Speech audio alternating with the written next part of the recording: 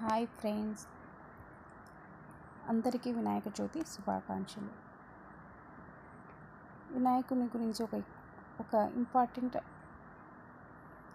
Interesting fact మీకు తెలుసా?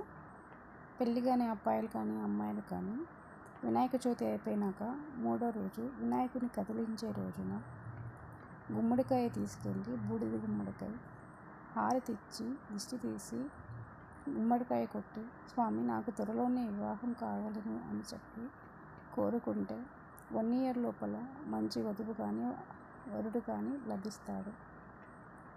కాబట్టి అందరూ తప్పకుండా చేసుకొని మంచిగా లైఫ్ని లీడ్ చేస్తారని ఆశిస్తున్నాను. Thank you friends, please subscribe my channel.